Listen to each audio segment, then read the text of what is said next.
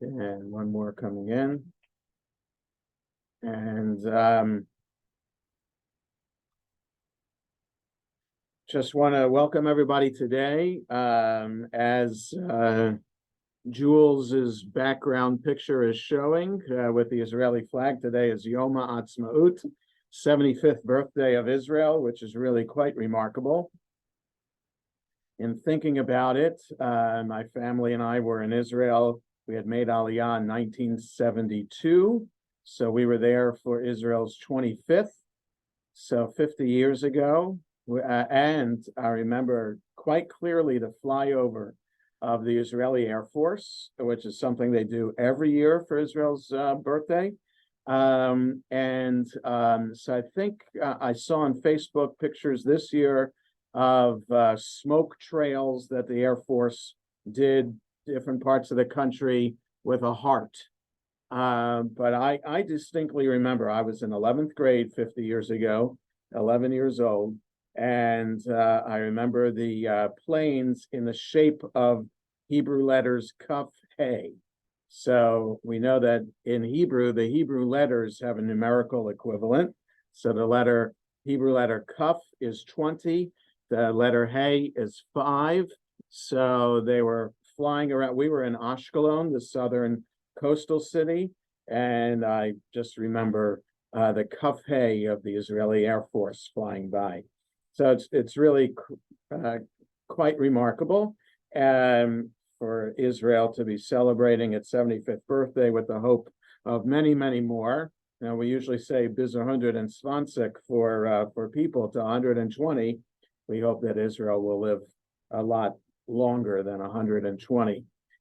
Also, my youngest son is in Israel, serving as a counselor on a high school, on a Camp Ramah High School in Israel program, and he's celebrating with the group on one of the beaches in Israel, because Yom HaAtzmaut is like July 4th. It's a vacation day and a day for celebration. Also, should remark, I don't mean to laugh about it. Harry Belafonte died yesterday, and one of his famous recordings is of Hava Nagila. So, here is a man who grew up in Harlem, the son of Caribbean immigrants, famous for his calypso renderings and folk music, right? Deo and other songs like that. He was also famous for Hava Nagila. So, it's just, I'm going to be sending out in a little while something to the congregation, a link to a video that the Jewish Agency recorded in different languages, different singers in different languages, just to highlight the multicultural nature of Israel. That yes, it's a Jewish state, but Jews come in all languages and all colors. And so you'll see this video. It's really quite something from the Jewish Agency. Anyway, that's my little tangent for our Torah study today, which the portion this week is a double portion again. Last week was Tazria Mitzara. This week is Acharei Mot Kedoshim. So it's interesting. And also the portion after that is Emor. So there is a midrash about these three portions, Acharei Mot Kedoshim, Emor. That is after the death, Acharei Mot, Kedoshim, holy ones. After the death of holy ones, Emor, speak. So just in terms of just the names of these three portions always coming together, highlighting this idea of the context is Acharei Mot, after the death. This is God speaking to Moses after the death of two of Aaron's sons, this is chapter 16 on page 679. The death of his sons was back in chapter 10 in the portion Shmini. And by the way, the blessing for Torah study, Baruch Atah Adonai, Eloheinu melech haolam, asher kitshanu b'mitzvotav v'tzivanu la'asok b'divrei Torah. So this, as the book of Leviticus continues now with laws about regarding the Mishkan and ritual purity and impurity, we now continue in this portion about Yom Kippur and the rituals specific for the Day of Atonement. And also Acharei contains in it a list of intimate relations that are forbidden, right? Family relationships and other relationships that are forbidden. And a portion, Kedoshim, serves as the crux of the Torah itself, and we'll get there in a little bit. But according to the Midrash, the portion Kedoshim is in the middle of the Torah, not quite, but almost. And it contains in it behavior for the average person to reflect holiness. So the rest of the book is about Kohanim and the holiness that pertains to the Mishkan itself.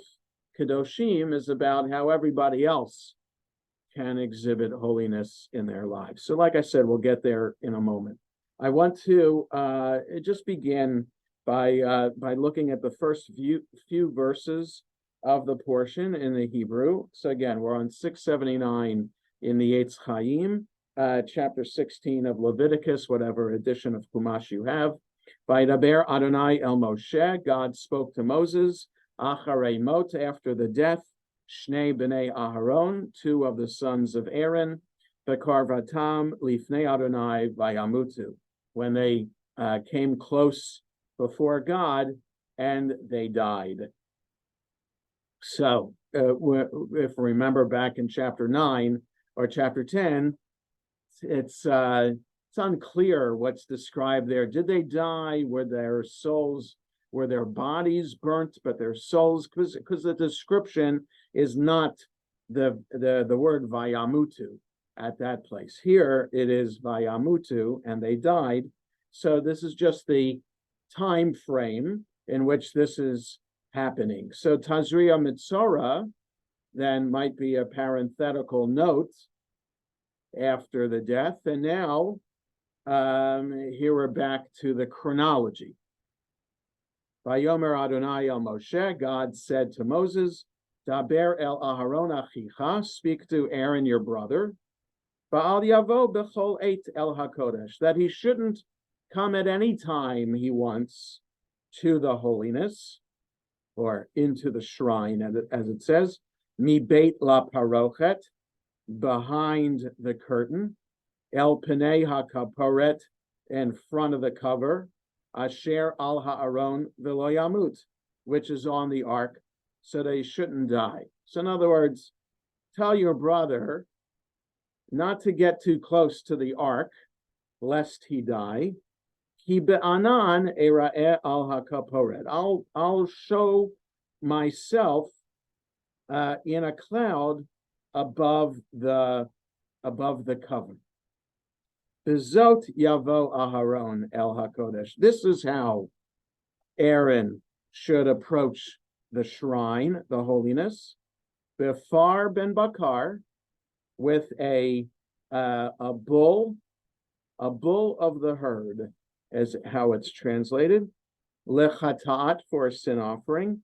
Va'ayo le'olah, and a ram for a burnt offering. Ketonet bad kodesh yilbash, he should wear linen garments. Umichnesei vad yihiyu al bisaro, and linen breeches should be next to his flesh.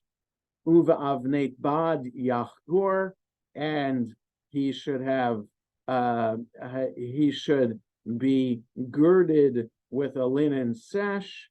Uva mitznefet bad yitznof, and he should wear a linen turban. Bigdei kodeshem, they are holy garments. Verachatz b'mayim et besaro ulevesham, he should wash with water. He washes body with water and then wear these garments. Ume'et adat b'nei Yisrael, and from the community of the people of Israel, Yikach shnei seirei izim lechatat. He should take two he-goats for a sin offering or a purification offering, v'ayil echad le'olah, and a ram for a burnt offering. So I want to just spend a moment here about this, because there's a beautiful midrash on this, and we might have talked about this in years past, but it's a beautiful midrash to kind of connect this ritual of the cleansing that happens on Yom Kippur with the history of the people. So the rabbis make a connection. So if we look below the line where it says 3 to 5 on page 679, is this midrash from, it says Lev R 21:11. Lev R is Leviticus Rabbah. So it's an ancient collection of homiletical midrash on the book of Leviticus. Okay, so it's not midrash to teach Jewish law, but midrash to teach lessons, value lessons. So for the midrash, so it's the bull, you have a ram, you have he-goats, shnei seirei izim, 2 he-goats, and then 4 different kinds of linen garments.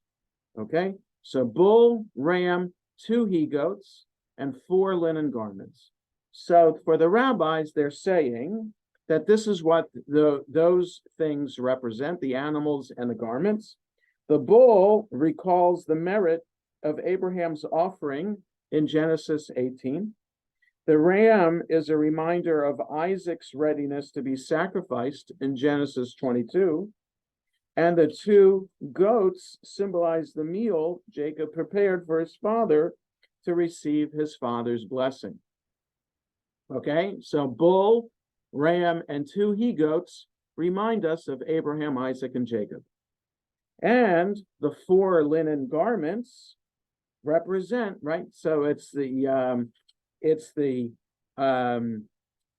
linen tunic, linen breeches, linen sash, linen turban, right? So those are the 4 linen garments, represent Sarah, Rebecca, Rachel, and Leah.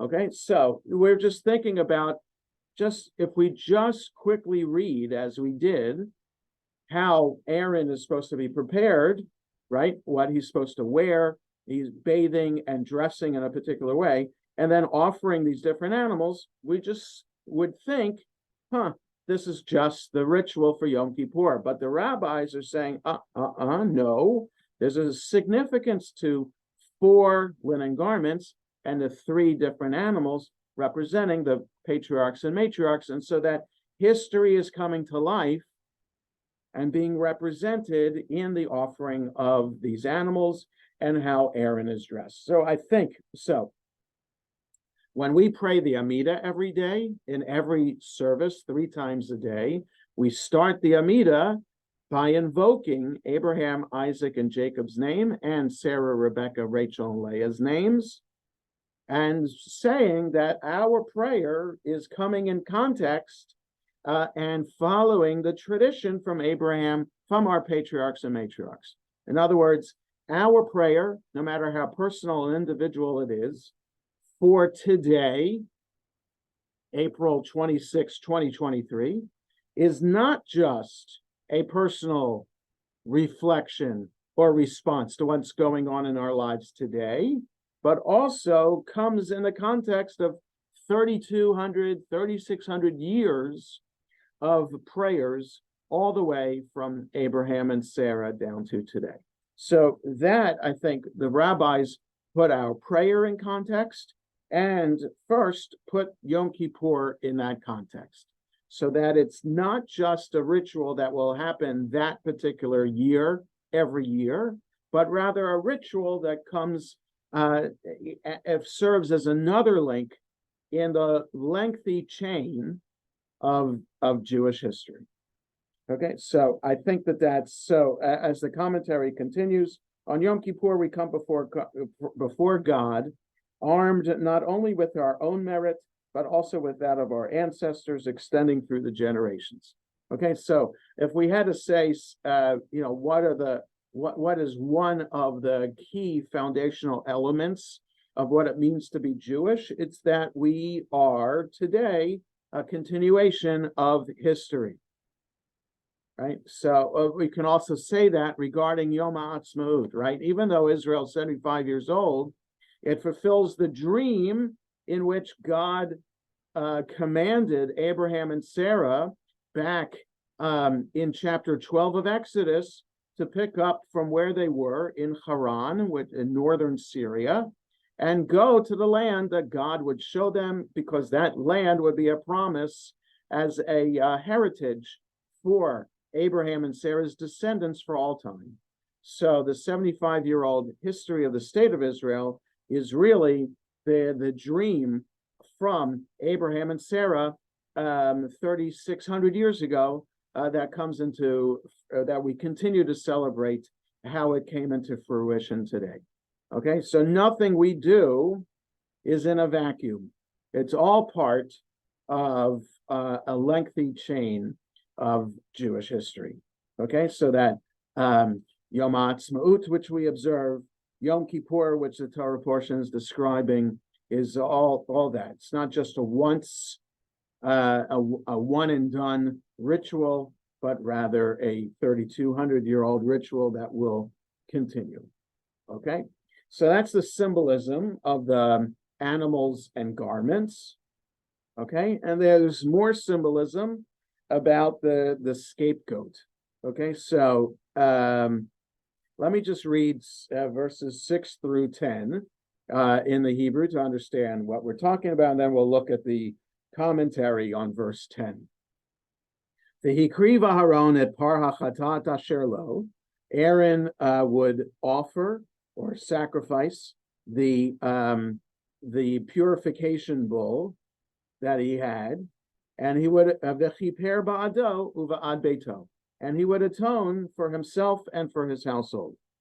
V'lakach et shnei haseirim, and he would take the two goats, ve'emidotam lifnei Adonai, and he would stand them before God, petach ohel moed, at the entrance to the tent of meeting. V'natan Aharon al shnei haseirim goralot, and Aaron would put on the two goats lots. Okay, so yes, he would place lots on the two goats. What that means exactly, how you place lots. In other words, you're drawing straws, kind of thing. Echad ladonai, one for God. The goral echad ladonai, one lot for God. The goral echad la'azazel, and one lot for Azazel. We'll talk about Azazel in a moment. It's a very challenging reference. V'hikriv Aharon et hasair asher ala alav hagoral Adonai ve'asahu chatat, and Aaron would sacrifice the goat on whose lottery fell for God, and would make it a purification offering. All right, somehow the lottery would happen, and that one goat would be designated then by lottery for God, and the other one for Azazel. So the one for God, Aaron would sacrifice as a burnt offering.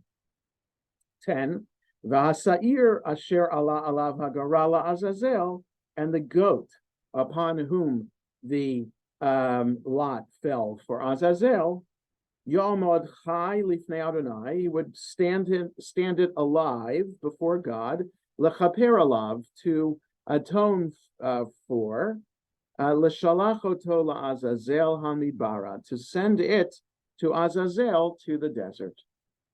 Okay, so we see one goat, so that the two goats are supposed to represent the sins of the people of Israel.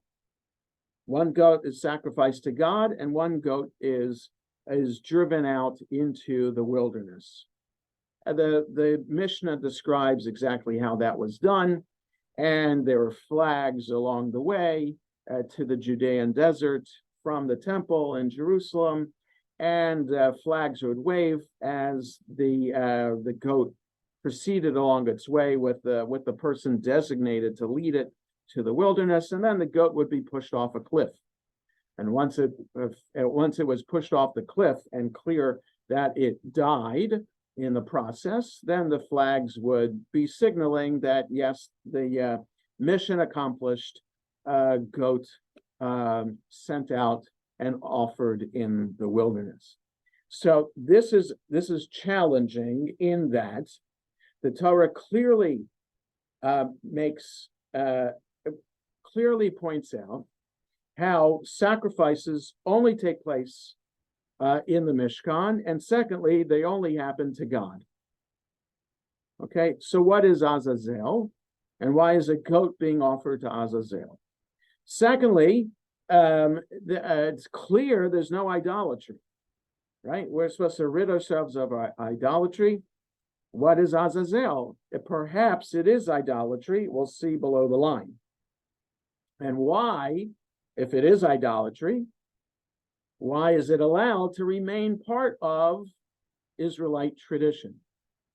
Right? Why is this incorporated into Israelite ritual? What about Azazel was so rampant and so important spiritually for the people that it had to stay as part of the rituals of the temple, of the Mishkan, and later of the temple? So it's bizarre. So let's take a look. So it starts on the bottom right of 680 and then on to 681 on the bottom. If Azazel is taken to be the name of a demon, whatever Azazel is, right? So a lot of names of foreign gods end with El or Al, like related to Baal.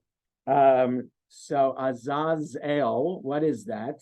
It could be a demon, either the demon that entices people to sin or the malign power that testifies against them on the Day of Atonement. Then the scapegoat is cast into the wilderness, or in later interpretations, thrown off a cliff, rather than sacrificed in the usual manner to avoid violating the ban against offering sacrifices to demons. So this is Ibn Ezra, 1,000 years ago in Spain, 900 years ago in Spain, saying this is how we understand Azazel. If it is a demon, while we're recognizing that this demon is part of now Israelite Jewish tradition, we're not going to offer a sacrifice on the same altar that we offer other sacrifices to God. No, we'll maintain the Azazel tradition by throwing this goat off a cliff. Okay, or as the Torah describes, just sending it to wander in the desert until it dies of starvation and thirst. So Ibn Ezra, who's a rabbi, who it does understand the evolution of Jewish tradition, and also understands that idolatry and demonology is not part and parcel of Jewish tradition, maintains this idea by saying, here we have a remnant of idolatry that is still here, but this goat is offered in this way by being thrown off a cliff as opposed to on the altar. It still represents a problem. Why is there a remnant of idolatry, part of this tradition on Yom Kippur, the holiest day of the year? A midrash, now we go on, a midrash sees Israel offering the scapegoat to Azazel as a bribe to persuade him not to testify against Israel, or as a distraction to keep him from his evil work. So that's PDRE, is an abbreviation of one collection of midrash known as Pirkei de Rabbi Eliezer, which is a midrash mainly on the Torah readings associated with the holidays throughout the year.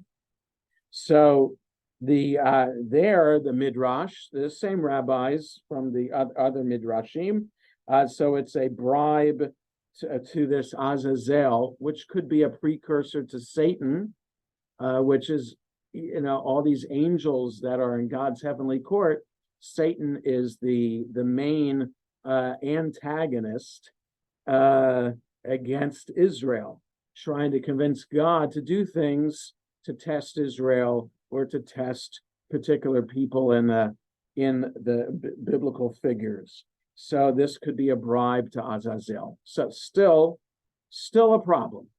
We have a remnant of ancient pagan practice or demonology that makes its way into Jewish tradition. I'll just pause here to say there's superstition in Jewish tradition today, right? Some see placing the mezuzah on the doorpost as like an amulet, right? To be because the name of God that's on the mezuzah, the letter Shin, depending what artistic mezuzah you have, it could just be a Shin, or it could be Shin Daled Yud, right? The whole name of God, Shaddai, whatever you have on your mezuzah, it's either a Shin or Shaddai.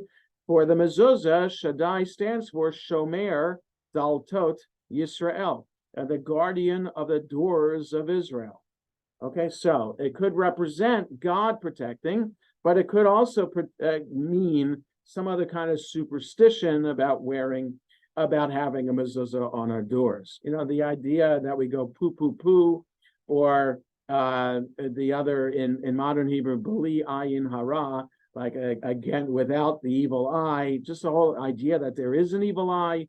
You got the Hamsa, that's part of Jewish tradition as well. So superstition is part and parcel of Jewish tradition because we are human by nature, and sometimes superstition responds to our most basic instincts.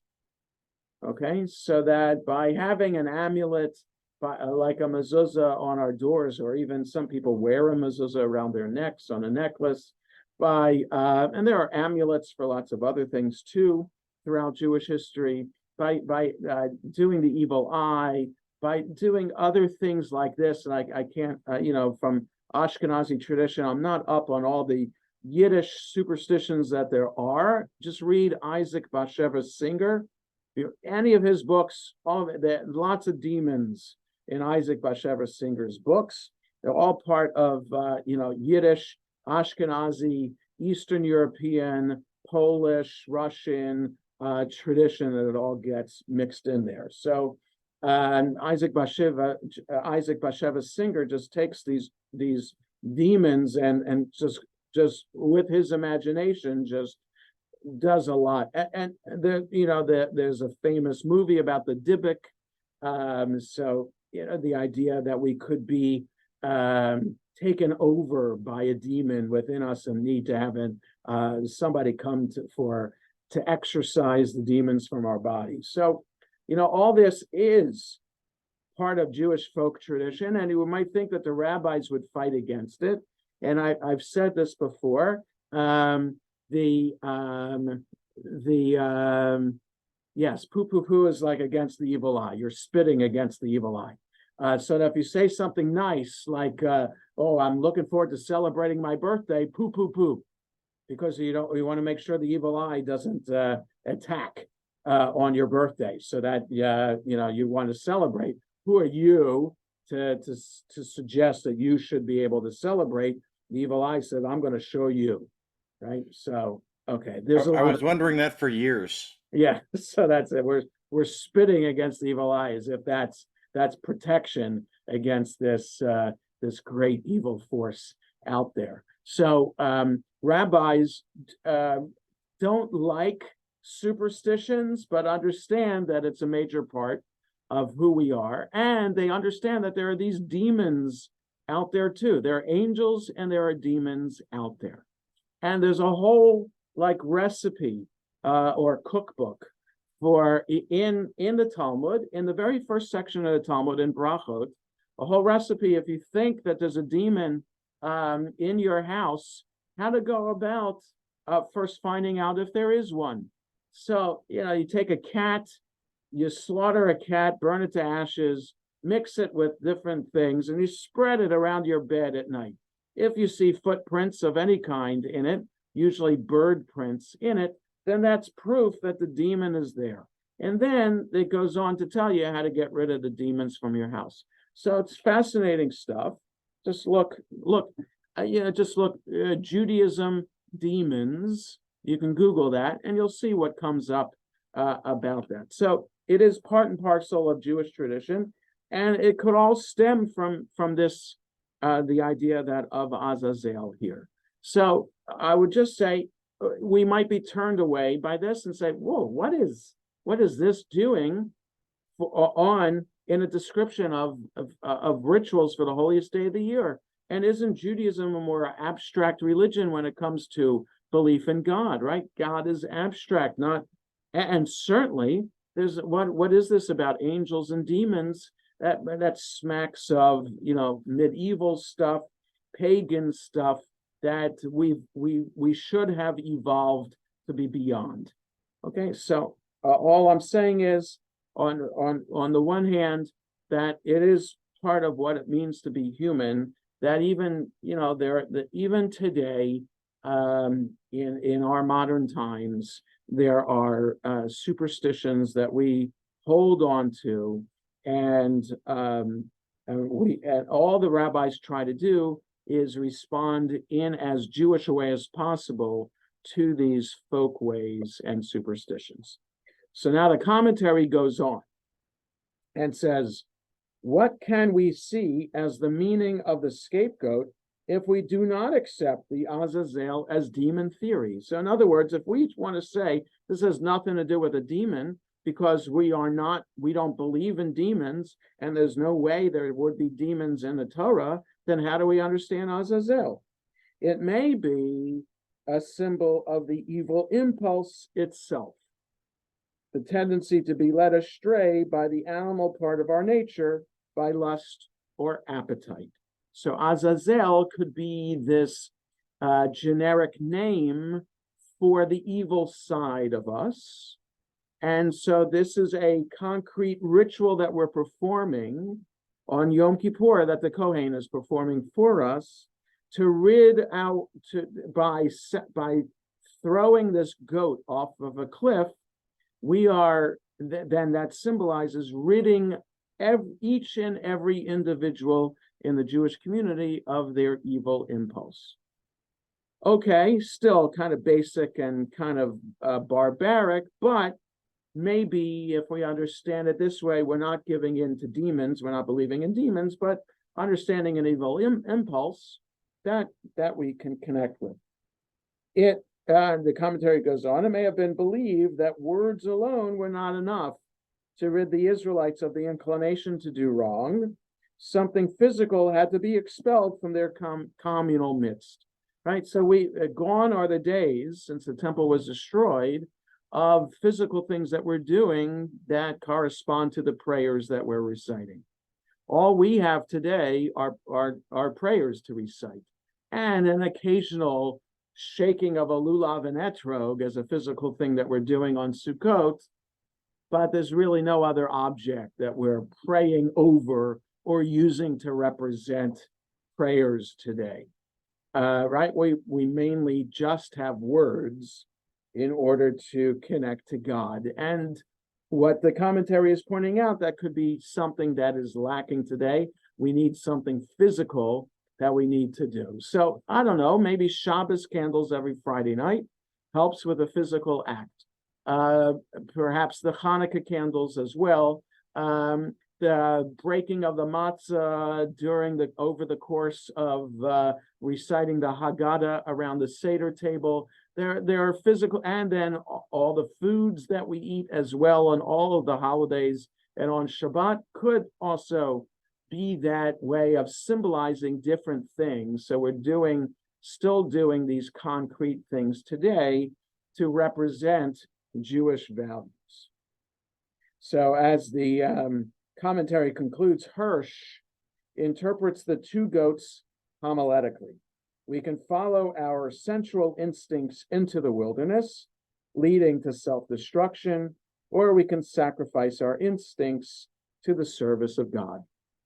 All right, so Hirsch, it's Rabbi Samson Raphael Hirsch, a German rabbi, some say the founder of Orthodox Judaism from the 1850s in Judaism. He not only had a commentary to the Torah, but he also was a huge critic of the Reform movement, and which had taken hold in France and in Germany by his time. And so he founded Orthodox Judaism as a response to Reform Judaism and how to be Jewish in this enlightened new age in France and Germany, where Jews are allowed to be citizens of their country. Okay, so so he says we can follow our sensual instincts into the wilderness, leading to self-destruction, or we can sacrifice our instincts to the service of God. All right, so that's a nice kind of more modern way to understand these two goats. Yes, Gabe. Yeah. The ritual of Azazel, isn't that run counter to the theme in Judaism of slaughtering animals humanely? Oh, yes. With a single No, stroke? you're right. You're right. And I'm not sure this is the only instance of where birds or animals are not sacrificed in the appropriate way. Right. So yeah, I'm not sure how to respond to that and how to explain it. I mean, we can come up with a homiletical explanation that, that we're so intent on getting rid of the evil impulse that our passion allows us to be channeled through the Kohen to just push this goat off the side of a cliff. So, if it's this basic animal instinct, the sensuality, these terrible drives that we might have, we're channeling that all into this angry way of getting rid of this animal. So yeah, you raise a good point. And again, I'm not sure how to better explain it. This is all very bizarre. It is all, I think, archaic, ancient, and that has been incorporated into the Torah and then into later Israelite tradition. So, and trying to make something that was not seen as a Jewish practice and trying to make it as Jewish as possible. So there are lots of theological, religious challenges to this, and this is the best that our commentary can explain it. As the one who would be charged with carrying this out, Is a Kohen. Yeah, Yeah, it's right. Yeah, right. Not exactly an attractive duty. Okay, well, if the temple is going to be rebuilt in our lifetime, then it's something you'd have to worry about, Gabe. All the Kohanim first would have to pass some kind of test to prove that they're a Kohen, and then however the lottery falls on when you'd be serving in the temple, because you wouldn't be serving every day. You have different shifts. 2 weeks, right? Yeah, 2 weeks. So who knows how it would work? Yeah. So I would say, Gabe, there's nothing to worry about. Yeah. Okay. There's one other thing I wanted to talk about today. And there's a comment in the Kedoshim portion. Before we get to Kedoshim, in chapter 18 of Leviticus, page 688. In this intro to these sexual relationships that are forbidden, there's a context here that I want to talk about with the commentary below the line. So we're on chapter 18, 688 in Eitz Chaim, whatever Chumash you're looking at, just find chapter 18. Vaydaber Adonai el Moshe lemor, God spoke to Moses, saying, Daber el bnei Yisrael, speak to the people of Israel, va'amarta aleihem, and say to them, Ani Adonai Elohechem, I am God, your God. Kima'asei eretz Mitzrayim asher yeshavtem ba lo tasu, like the actions of the land of Egypt where you lived, you should not do. Uchema'asei eretz Canaan asher ani mevi etchem shama lo tasu, and like the actions of the land of Canaan to which I am bringing you, there don't do, uvechukotehem lo telechu, and in their laws you should not walk. So I translated it literally. You see what the English translation has instead. So I wanted the commentary on verse 3 below the line interested me. Nor shall you follow their laws, right? So, in other words, don't follow the ways of Egypt from which you came. Like, don't let what those behaviors that you, or cultural practices that you saw there in Egypt, don't let that enter into your daily practice now. And when you get into Canaan, there's going to be Canaanites there. Don't let those practices enter into your ways either. Okay, so uvechukotehem lo telechu. Don't follow in their laws or in their ways. Okay, so the discussion here is about how much do we let outside influences affect us as Jews. One senses here the Torah's revulsion at the erotic component of pagan society, right? So the context here is sexual immorality, so don't follow the sexual norms of Egypt or the sexual norms of Canaan, okay? Some commentators take these words to mean that we may not imitate the Gentile nations even in innocuous matters, such as the clothing we wear, the Sefat Emet. So the Sefat Emet is known by the book that he wrote, the Sefat Emet. He's the Gerer Rebbe. So it's a Hasidic sect known as the Gerer Hasidim.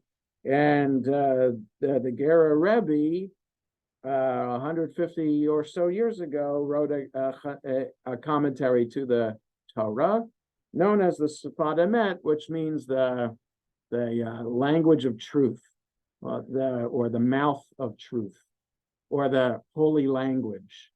It depends how you translate safa, whether it's literally the mouth or its language, true language. Anyway, so he's a Hasidic Rebbe, and perhaps we're taking this not just to apply in context about sexual norms, but in general, that we're not supposed to be influenced in any way by Gentile society, even with the clothes we wear. And you think about how Hasidim are dressed today, certainly the point of their dress is to look different or uniquely Jewish compared to other people, right? So that what we're all wearing on our Zoom screens today would be considered in the Hasidic world Gentile clothing. Okay, this is just not the way Jews are supposed to dress. White shirts, black pants, long sleeves, skirts down to the ankle for women. This is uniquely Jewish garment. To take this point, don't follow in the ways of the outside society. So that's taking it to the extreme. But commentary goes on. Hirsch, on the other hand, maintains we may imitate the nations among whom we live in things that are based on reason, but not on things relating to religion or superstition, right? So if it's reasonable, clothing, what's wrong with clothing as long as it's modest? But religious things, don't copy the, right? So that could be also a jab at the Reform movement, which had said in his time, let's move Sabbath to Sunday, and let's introduce organ music, and let's have our rabbis dress like priests and wearing black robes, and let's have French or German incorporated into the service or just pray there. So Hirsch is saying, no. That's like copying the ways of the Egyptians and the Canaanites, and we're not going to do that. So when it comes to religion, we stay uniquely different, but other things within reason, it's okay to copy their ways. So, and then it concludes, the sages of the Talmud make it clear that Jews are to obey the civil laws of the lands in which they live. Government is binding.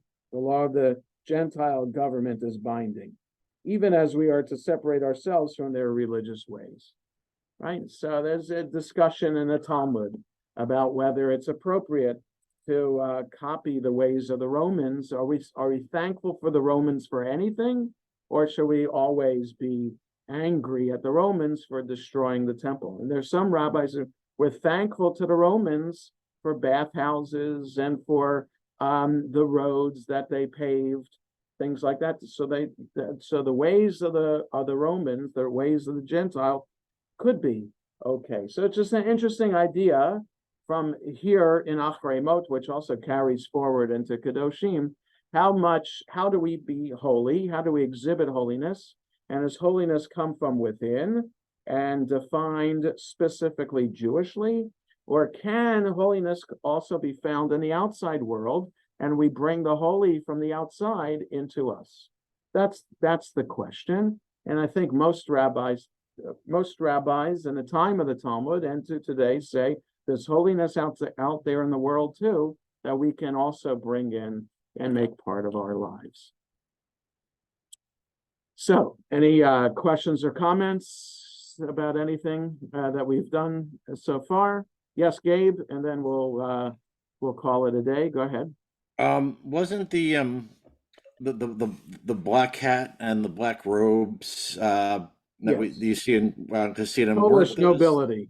Yes. Yeah.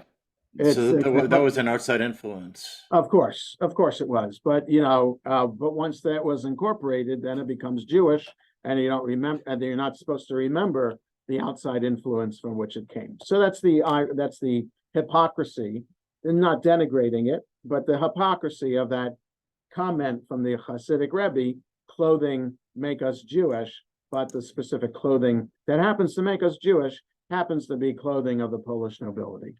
Okay. Yes. So, okay. So happy Yom HaAtzmaut to everybody. Happy 75th birthday to Israel. Enjoy celebrating. I'll be sending a link out in a little while, a video to watch and some reading to do. And hope everybody has a good rest of the day. Yasher Koach, Jonah. Have a good day, everybody. Thank you. Yasher Koach.